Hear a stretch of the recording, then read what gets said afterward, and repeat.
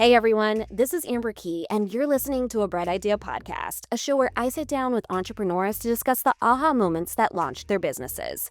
This week's episode is very special to me because it's not just a conversation, but it's a full circle moment. Before a Bright Idea was what it was today, before the studio setup, before the growth, I was just a college student with a mic and a curiosity about people building something of their own. And one of the first people I ever interviewed was today's guest. Fia Thomas is the owner of Fia's Fabulous Finds, a consignment boutique in the Petworth neighborhood of Washington, D.C. that has been serving the community for over 13 years. But this isn't just a store. It's a place rooted in sustainability, inclusivity, resilience, and community. In this episode, we talk about how Fia turned her love of thrifting into a thriving business, how she survived the pandemic by inventing her own model through Facebook Live, and what it really takes to keep your doors open even when everything feels uncertain. But more than that, we talk about the power of community, the beauty of starting small, even when it means selling clothes out of your living room, and the kind of impact you have on people's lives when you lead with intention. This conversation reminded me of why I started this podcast in the first place. Before we dive in, if you love what we're doing here at A Bright Idea Podcast, help us keep going. You can subscribe to this show to get notifications when new episodes drop. If you like what you hear, share the episode with someone who needs a little inspiration. And if you would like to support the show directly, you can donate to our Cash App at A Bright Idea Podcast. Lastly, if you're a business owner or a brand looking to connect with our growing audience, we'd love to collaborate with you. You can sponsor an ad within one of our episodes or sponsor an entire episode. Just reach out to us to learn more. So let's get into it. This is my conversation with Fia Thomas.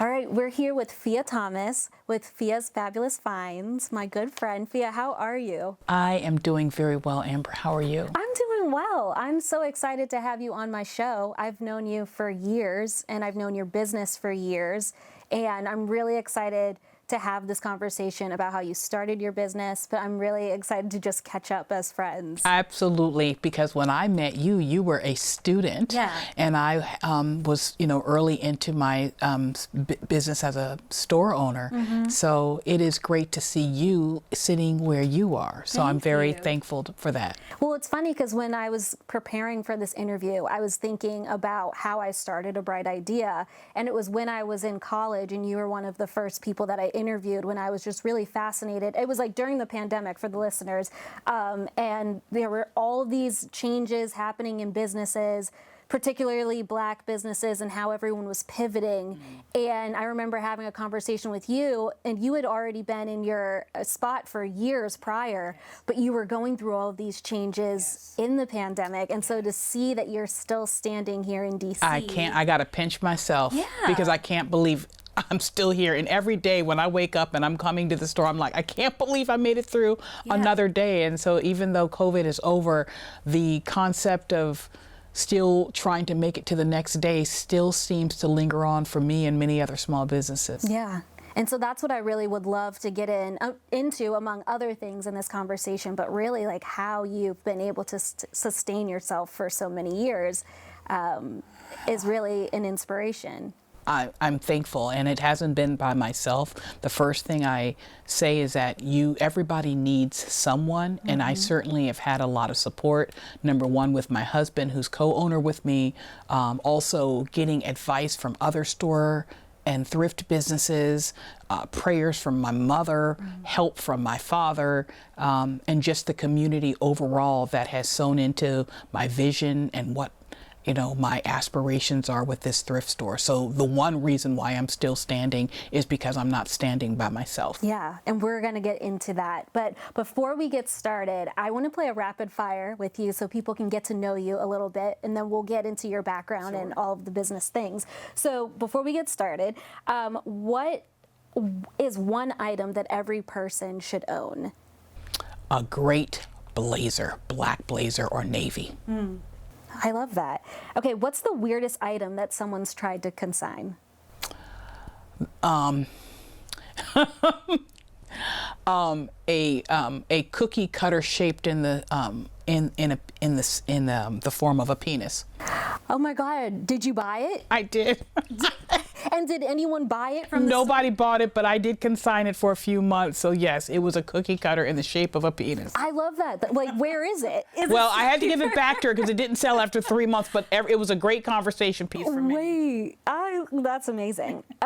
What's something that people think is easy about your job, but it's not? I think people think it's easy to curate fabulous pieces, just to kind of like, poof, all these amazing pieces are here, and it was no effort in getting them. What's one thing the fashion industry gets wrong about sizing? The one thing is that sizing is very interesting, especially for curvy girls. And typically many of the sizing is wrong for curvy girls, and they underestimate stretch. Stretch is important for everybody, small and large people. All people. Yes. Yeah. No, people want to be comfortable. 100%. You always want to bend down, even when you're looking good. No, that part. And okay, so if you weren't doing this, what would you be doing? If I was not doing this, I would be at someone's flea market or estate sale. Okay. What's like your favorite thing to get at an estate sale? Gosh, lamps and perfume bottles. Yeah. Pictures. I love estate sales and flea markets. I dream about them. Yeah. Well, thank you for playing a rapid fire with me. It's fun. Coming up, what started as a few racks of clothing in Fia's living room quickly turned into something much bigger. And the moment her husband realized they might have taken on a little too much.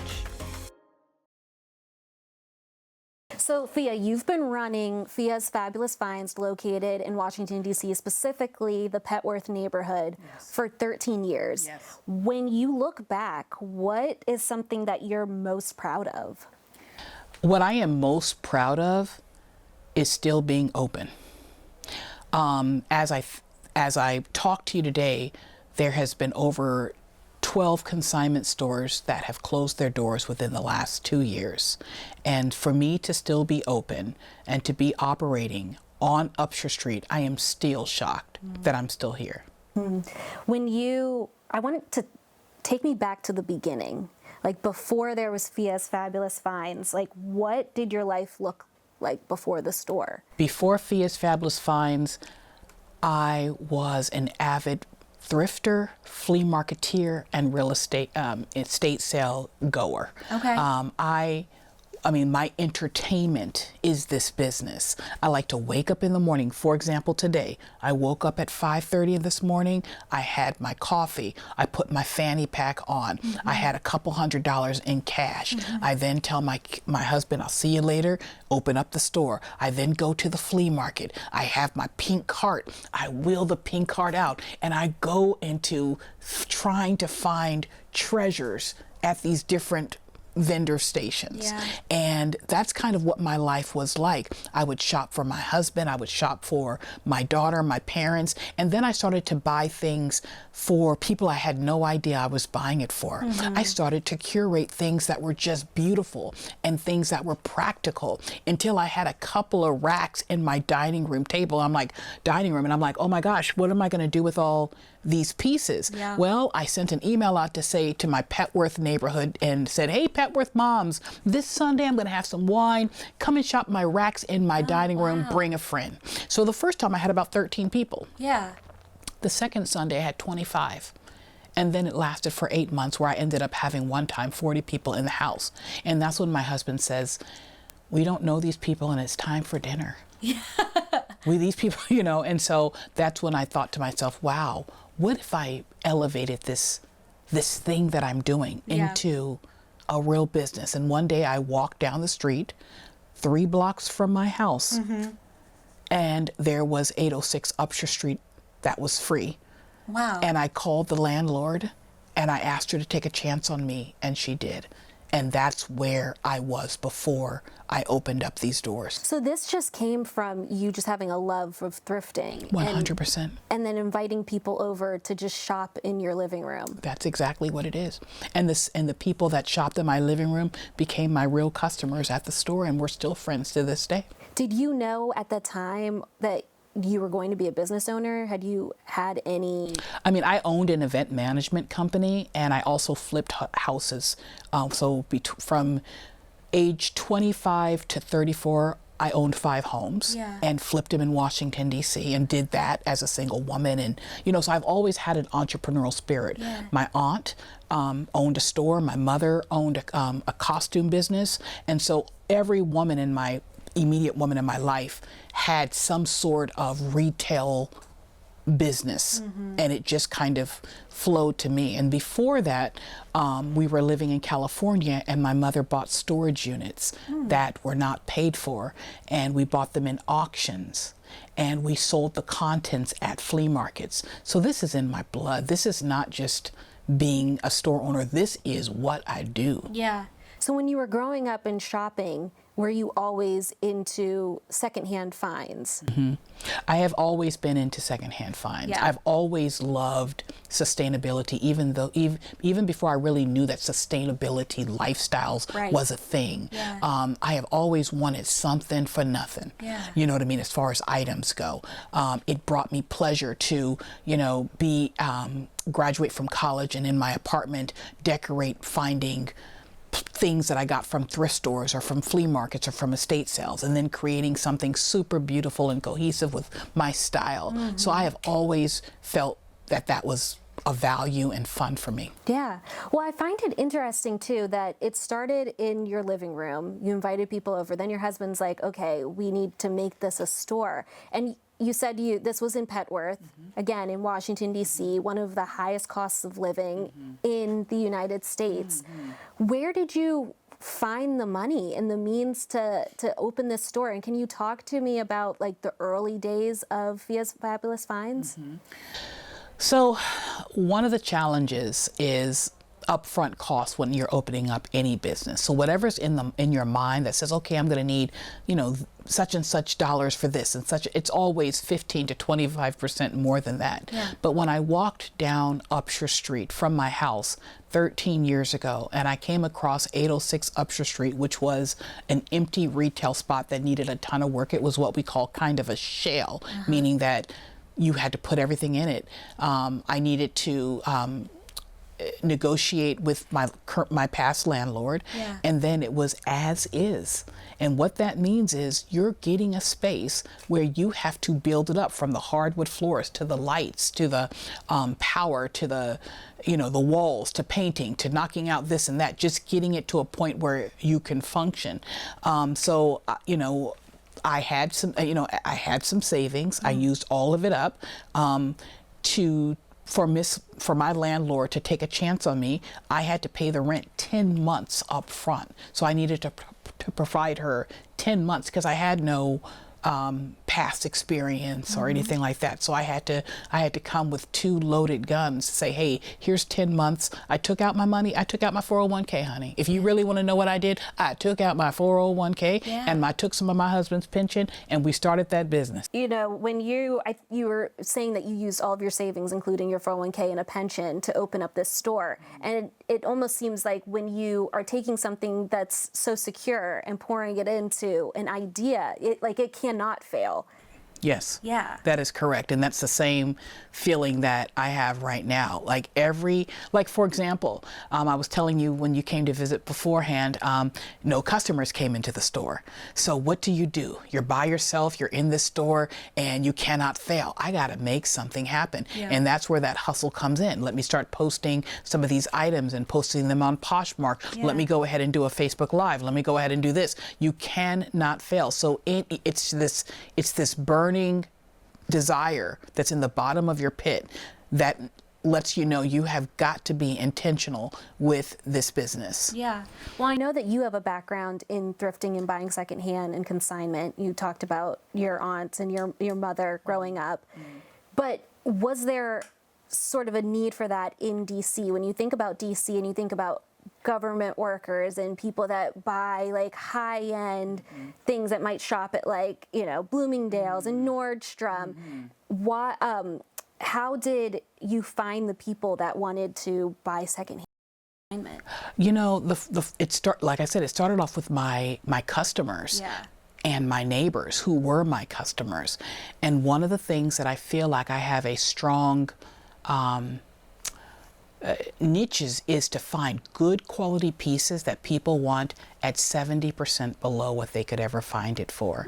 And I think it was the clothes that brought people to me. One person comes in, oh my gosh, I have this J. Crew or Banana Republic or Farm Rio dress, and I've got it for $20-something or $10 or $8 or whatever it was. That person told someone else. And there was a need for hardworking people to have nice pieces, to feel nice, to feel confident. Man, when a person has confidence, when they feel good about how they dress or how they look, success is just around the corner. And if that was something that I could provide, then I was excited to do so.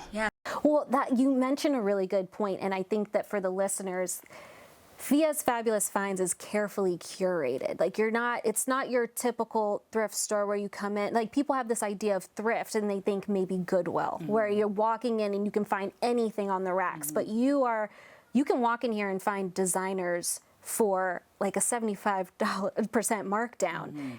Tell me like where you find some of these pieces and like the partnerships that you have with brands to bring them into this store. Absolutely. Well, I don't, like I said, I don't do it by myself. Fia's success is based on a lot of my, what I call my partners, my consigners who have started to be who are now my friends. But I have about 22 consigners who bring me items in weekly, and there's a 50-50 split. And I have a couple of them that specialize in petite and a couple of them that specialize in curvy. And so these partners have brought in some of the baddest, fabulous pieces, and then in this space, people are able to shop them. Another way that I bring things in is that I am always searching for businesses that are going out of business or struggling. So I am always researching going out of business, overstock, Macy's returns, and now those types of vendors are finding me. And so being able to buy in bulk from businesses like Nordstrom, Macy's, Marine Layer, Patagonia, fabulous brands, and being able to sell them here at 75, sometimes 80% off of what they could instill in a sustainable fashion, that also partners with the consignment pieces that are coming in. So you've got some new, you've got some used, but you've got all sustainable and all curated and all at an economically low price point. You've had a front row seat to how people view secondhand fashion. It's very popular now. Like has that perception changed over the years? People do not shop a thrift store because they're poor. They shop it because it's the right thing to do. And even if I had a ton of money, I would still be at a secondhand store like Fia's or Goodwill or things of that nature. That's how it's changed. It's that the mindset of shopping sustainable is not for the low income. It is for the times. It's what we do. Why buy something brand new when there's new life, there's more life into something that's already been here and it might save landfills. You know what I mean? So that's really what's changed, is the mindset of thinking differently about used stuff. For people that come in here for the first time and they're very new to buying secondhand, like what is your recommendation? My recommendation is don't feel obligated or don't feel the need to buy something at a secondhand store immediately. When people come in here, I hate when somebody says, you should get this, you should get this, even with their friends or their family members. Let the person walk around, get some ideas, get the feel. This is not a fast decision-making store. When people come in I always say, hello, welcome to Fia's. Are you new at thrifting? And if they say yes, I say, you know what? Come here and get some ideas. If you got questions, I'm right here. But I really want people to just experience, walking into a thrift store, getting ideas, not feeling pressured. Yeah. You mentioned this earlier, and I think that this is one of the biggest differentiators about Fia's Fabulous Finds as a consignment store among all of the others in DC and just the DMV in general, but you are very size inclusive. Mm-hmm. So one thing that I think sets your store apart from others is that you carry extra small, but you go all the way up to 3XL. Is that correct? That is correct. Why was that so important for you to prioritize? Being a woman all my life, I have been in situations where I've walked into a store and there was nothing in my size. And it made me feel uncomfortable. It also made me feel a little embarrassed. And I've always said to myself that if I ever owned a store, it would be a place that was comfortable for everyone. And you may not like everything, but you will see every single size. You'll see stuff for men, you'll see stuff for kids, you'll see stuff for women, you'll see stuff for curvy, you'll see stuff for extra small. The most important thing is that I never want anybody to feel like I have felt in the past where I did not belong. This is a place where you are welcomed. Yeah. When you have customers that come in here and they finally find their size that they couldn't find elsewhere, like what is that like? What's that experience? The experience for me is like you finally are home. Yeah. You're finally home. You're going to, I mean, it may not be something that you want, but you're going to see that there was thought behind items on this rack, that I thought of someone in different sizes that may like this item. Yeah. So I think that it will be appreciated. Yeah. And I think that it also kind of shows your credibility and your trust in the community and in the people that you serve. And earlier in our rapid fire, you talked about the not having stretchy material for no matter what the size. I think it opens a larger conversation about body inclusivity and clothing. What do you think that the fashion industry is still? I know we've made great gains, but what do you think that we're still not getting right about sizing? Well, fast fashion is what we're not getting right, honestly, with the, and I'm not going to say the names of fast fashion brands, but many times when you are buying fast fashion, because it's made so quickly, the sizing has not been the first thought in creating these garments. And I think we're getting it wrong by creating so quickly. Yeah. The trends sometimes are not thinking about everyone, because not everyone can fit everything, and some of the trends are not inclusive of different body types. So I think that's one of the things that I would say we're not getting right, is the fast fashion and the sizing and the correct sizing based on that. How do you decide what makes the racks and what doesn't? Boy, let me tell you, Amber, that is such a good question. I have gotten a lot of, I am still getting it. I'm still figuring that out, to be honest with you. There have been some items that, first of all, I don't like stains. I don't like deodorant stains. I don't like snags. What I've tried to do sincerely is to try to look at every piece to make sure it is practical, it's bright colored, it's a theme involved in these pieces, there's a story behind it, I think when I'm putting things on racks, someone who's going right into the workforce, someone who's having her first date or his first date, I think about all these different things. But there are some things that are just very, very hard to sell. Like if it's jeans, like it's almost hard for me to sell jeans because I almost feel like jeans are something you should really be fitted for so you can wear them 3 and 4 times, in a week. If it has a stain or if it has, if it's balled up, those things are not going to make those racks. If I have multiples of the same thing, sometimes it's not going to make that rack.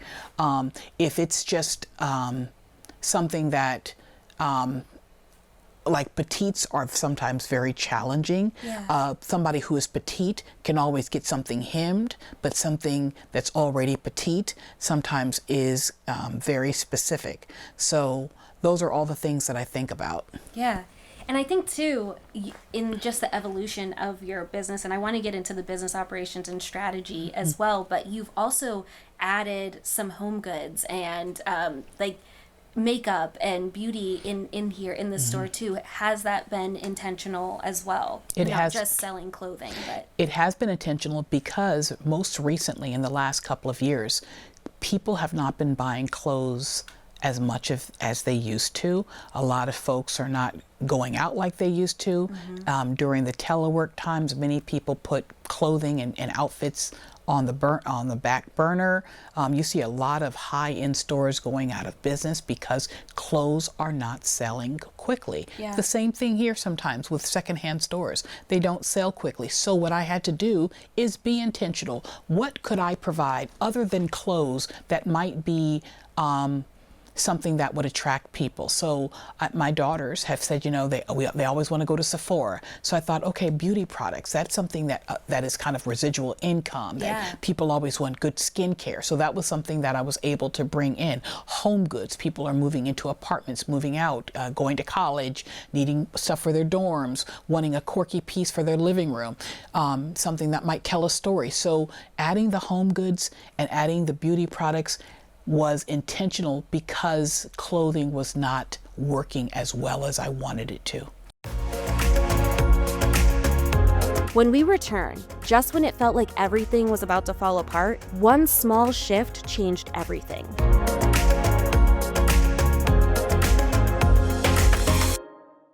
I feel like you are the queen of the pivot, because when I first met you, it was during the pandemic, and obviously we were social distanced. People, you talked about teleworking, and people weren't buying in store during that time. And I remember you had completely pivoted the business model. So you had the you had the brick and mortar where the clothes were stored, but then people were buying online. You were doing fashion shows on Facebook Live. Like, can you talk to us about that time and how you use that as an opportunity to keep your doors open? 100%. And that was the COVID time was a time in which like maybe 5 weeks after COVID really became a thing, Frank and I, my husband, we were considering moving out. I mean, we had already started. We got 2 storage units. We were moving our stuff out. We had some partners staying in the store, renting from us. And I just said to myself, this is not going to work out. And then I was talking to another friend who owned a boutique, and she says, you know, how are your Facebook Live sales? I'm sorry, what did you say? Yeah, she says, what is that? She says, you don't know what Facebook Live is? I said, I don't know what the hell you're talking about. She says, you get yourself a tripod camera, you put your iPad or your phone on it, you put a rack together, you curate some stuff, and you take Fia's outside of Washington, D.C. I have never been technology savvy. And I was at the point where Frank and I were going to give up. We had already said we're not coming back to the 806 location. I did what she said. I got myself an iPad. I got myself a tripod. I put about 50 pieces together on a rack. And I stood out there, and it was my mother, 4 friends, and 2 other people, like maybe 7 people. And I made maybe $125. 2 days later, I did it again. This time, I sent out an email to say, hey, here's my Facebook page. I'm going to do something at 6 o'clock. I had about 17 people at that time, made $300. Okay, I'm going to do it again. And so I started to, and I've been doing it over and over and over again, where the Facebook Live sales has carried me. I would not have made it at all. I would have closed my doors, Amber, for good if I did not have Facebook Live or sell live or sell on Poshmark. And it became the most glorious blessing I could have ever happened. So much so that it's almost 50-50.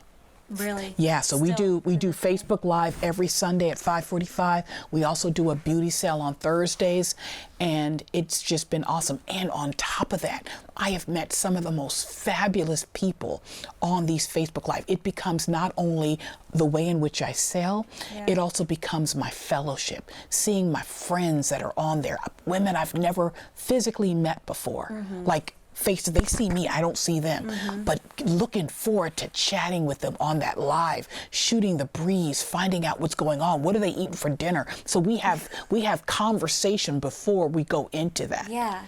Well, I think that's why I was so excited to have the conversation with you, and I'm so excited that you asked me to interview you, because I can really speak to the power of what you're talking about. Because I remember when you asked me to be a model for one of the shows, and it was just, we were all in the pandemic, and we were like isolated, and everyone was like just like itching for some social interaction. But then we all came in here, and you just had everything lined up, and we were trying on all of our clothes, and there was just like, not only were we helping support your business so you can make sales, but we were really like gaining this sense of community. 100%. And these are people that are still supporting your business to this day. So what was like your biggest like Facebook Live like following? Like, how many people would you see? I would say that there was a time when I had 225 people. That's insane.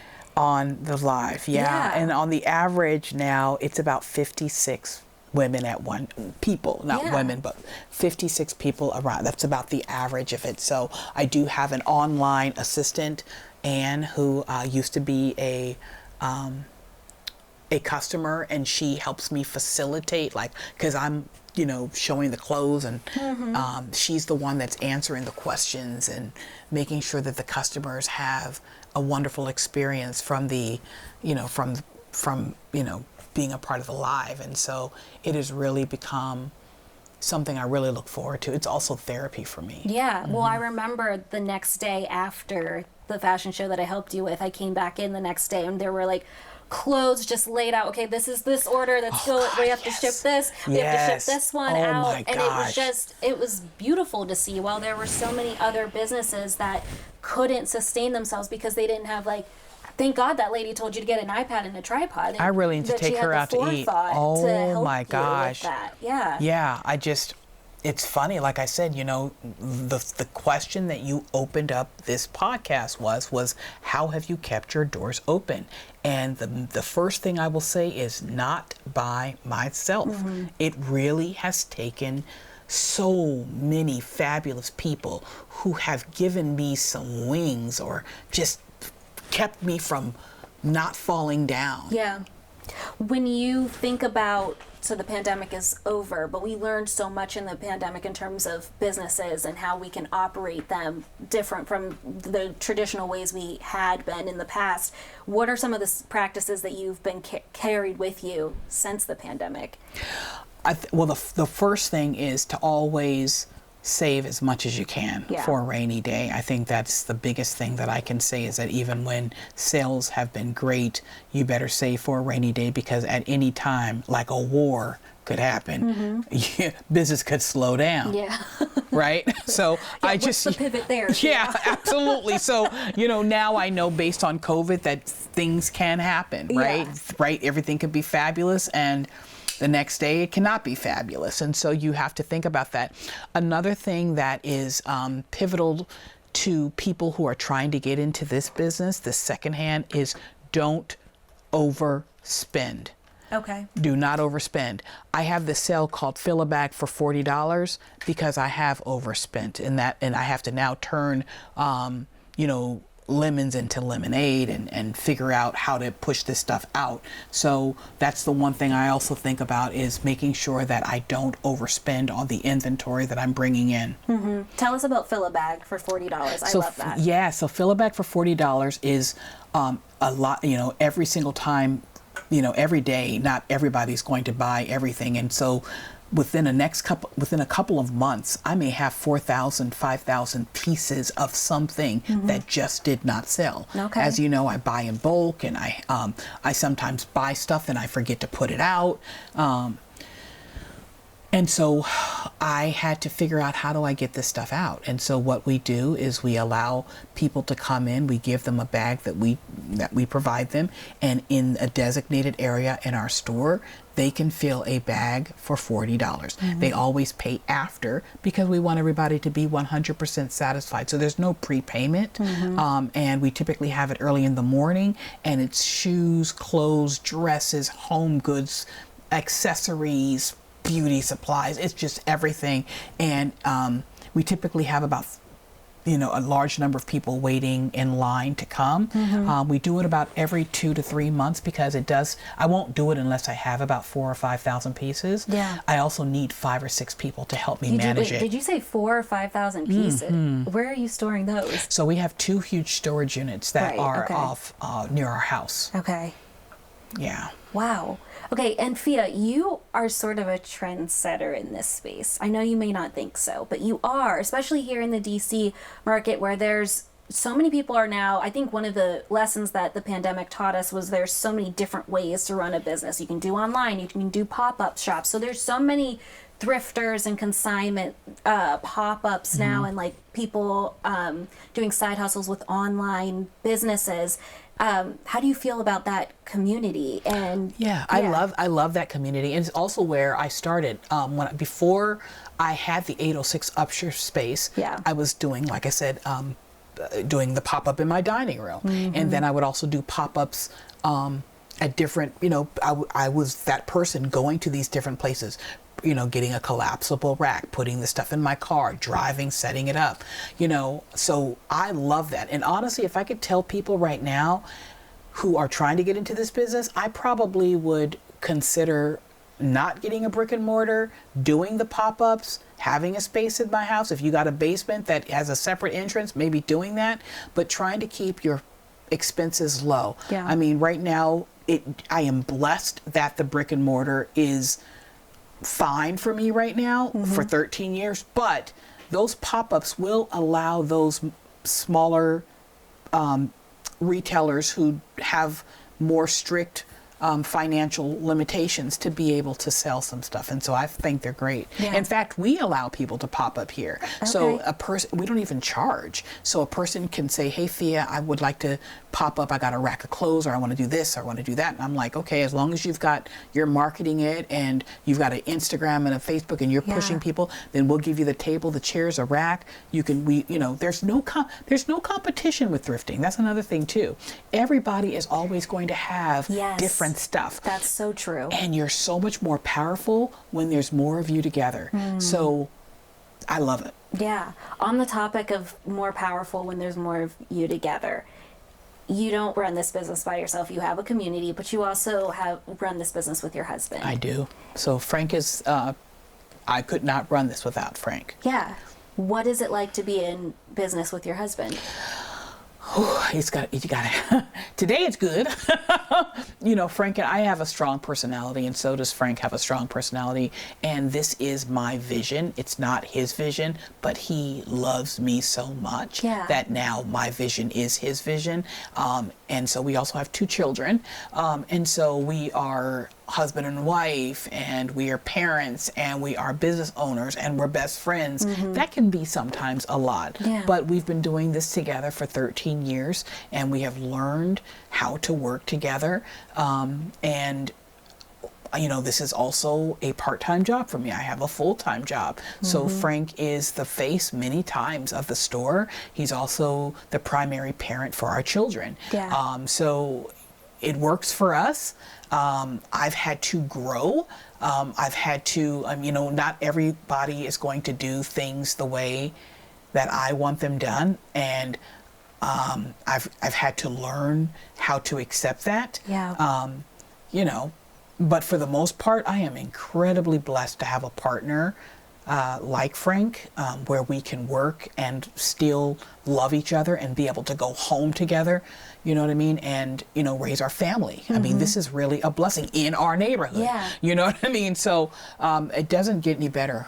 Working in a business with your spouse and with Frank, where are your strengths, and how does he complement to those? So my strengths are I have a vision. And when I have a vision, I have a beginning, a middle, and end to this story.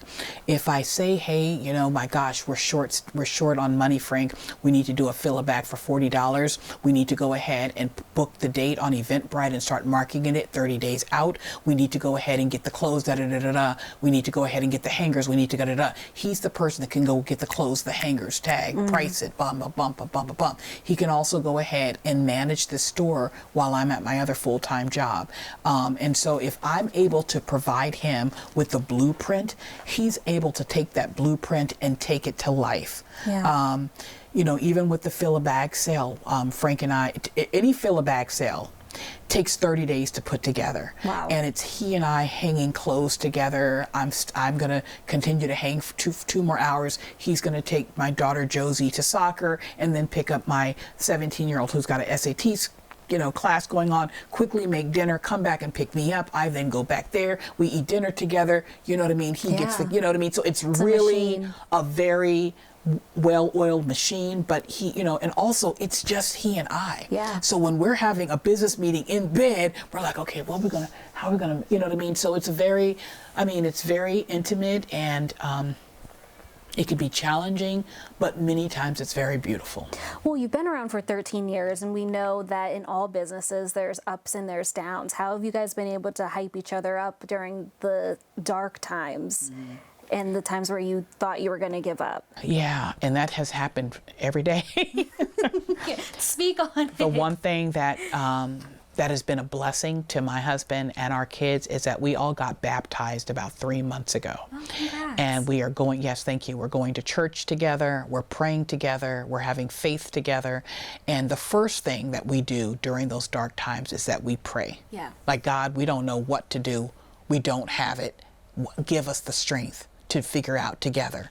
And so having a strong spiritual relationship together, going to church together for us works well. And then sometimes stepping away and not talking about the issue just until the next day. Just eating the spaghetti with the family and not talking about the issue.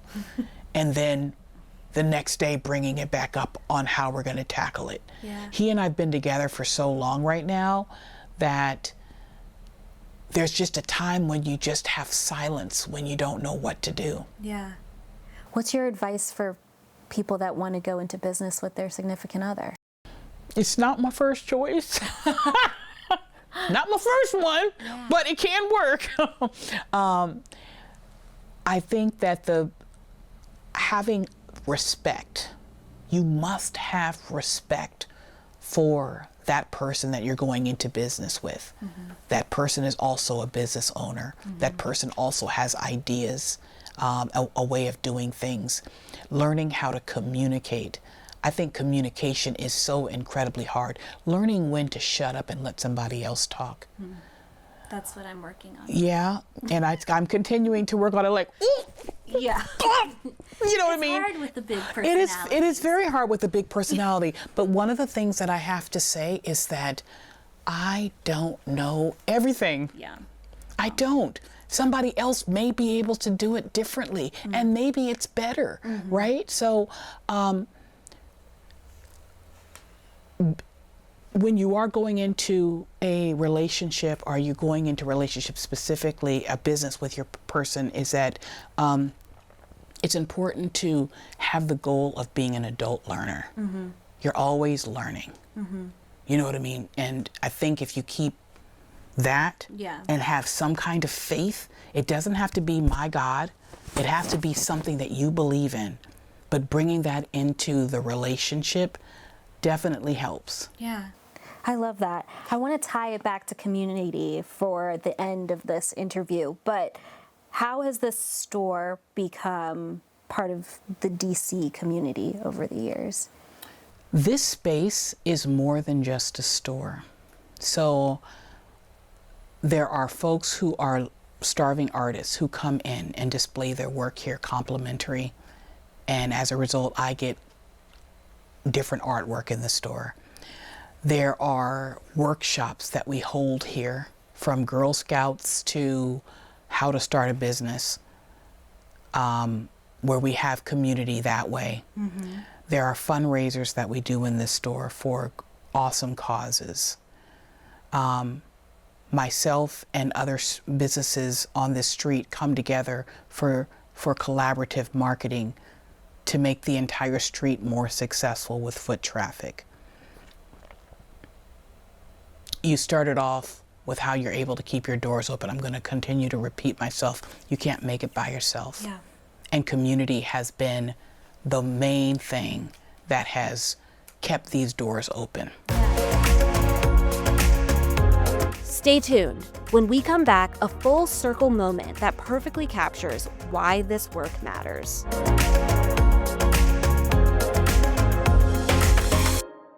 Well, I really love that too, because Fia's feels like a mainstay in a city that's so transient, that feels like it's always changing. It always feels like Fia's is like always, there's permanence here, and that really ties back to the community that you've built. Yes. What do you have a customer story that like captures why you do this? There was a young lady who, when I first opened up my doors, she just moved here. She broke up with her boyfriend. She just moved here and she did not have a job. And she was struggling. She had an interview, but she didn't have a lot of money. And so she came to the register. I got to know her a little bit, know her story. And she had this suit that she wanted to buy. And I knew she was kind of struggling. And I gave her the suit. And I said, when you get your job and when you're on your feet, you come back and you take care of it. Well, she did. And she ended up becoming a PhD. And yeah, I'm gonna cry. yeah, it's the truth. She became a PhD and she became very, very, very successful. And she came back to see me, and she bought the entire store. But it felt so awesome, because at the time that she came to see me, I was struggling and I needed that sale. And so it was just such a blessing to see her. She is in a wonderful relationship. She now has a great job. And I just like, wow. And she's just told me, you had something to do with this. She says, you gave me hope. Yeah. And at that time, when she came to visit me, I needed some ammunition, and it felt good to just a full circle.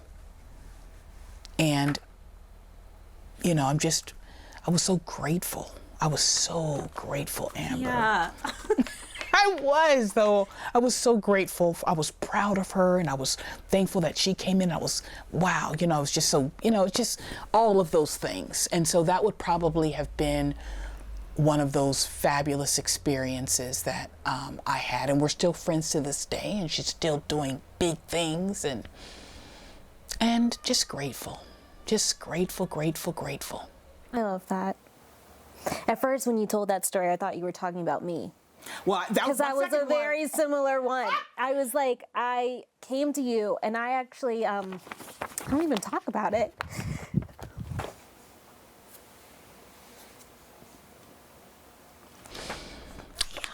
Oh, girl, stop it! Because this shit's real, honey. Sorry. Can you? Yeah. No, but because it's real. Because this is, like you said, the whole point of this, Amber, is that it's more than just a store. Yeah. And when you're talking about needing, I have needed those things too. Coming in, somebody wanting to interview me. Oh, I was so excited. Like, oh, you know what I mean? So you just, it's just back and forth. I mean, sometimes you think that I'm a blessing, but then it's all like this, right? Yeah. But I do remember, when after the interview that I did for class, and I came and I just, stopped by the store, and we got to talking, and I just, start bawling my eyes out, which is not uncommon for me. And I'm like, I just lost my job and I have no idea what I'm about to do. And you were like, well, come in here and you can help me fold some clothes. And it was just I don't know, it's just what I needed in that moment. And 7 years later, I'm like, I'm good. But it was just cool to be in a space where you were just, oh my God.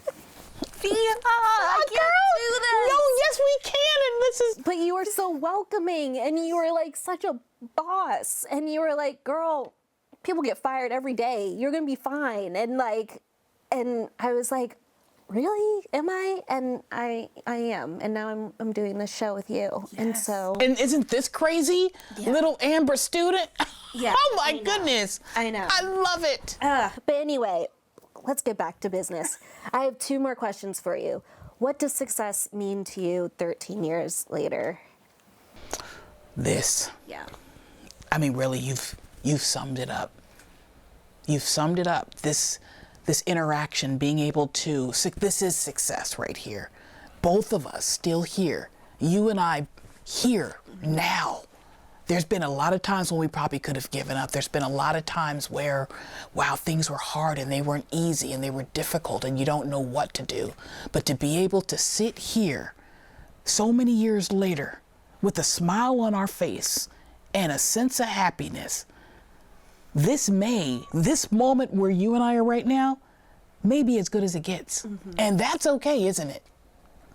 That's what success is. Yeah. Where can people find you, Fia?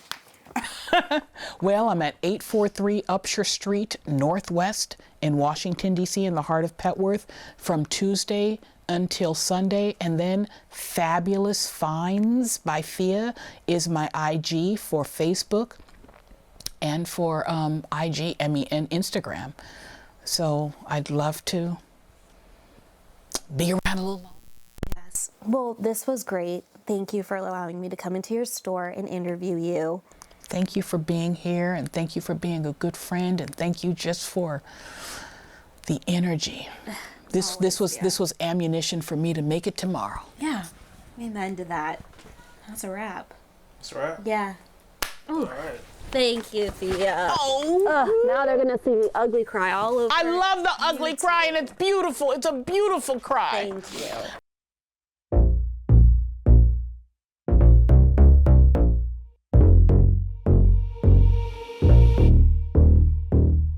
If there's one thing I hope you take away from this episode, it's that you don't have to go at it alone. Fia's story is so powerful, and it's a reminder that success isn't just about strategy or sales, it's about community, it's about resilience, and showing up even on the days where nothing seems to be working. From selling clothes in her dining room to building a space that has impacted so many lives, Fia proves that when you stay committed to your vision and open to evolving, incredible things can happen. If you enjoyed today's episode, make sure you subscribe to A Bright Idea, leave a review, and share it with someone who needs a little inspiration right now. And if you're in the DC area, be sure to stop by Fia's Fabulous Finds or check her out online. You'll not only find something amazing, but you'll be supporting a business that truly pours back into the community. As always, this episode was edited by Quincy Tucker.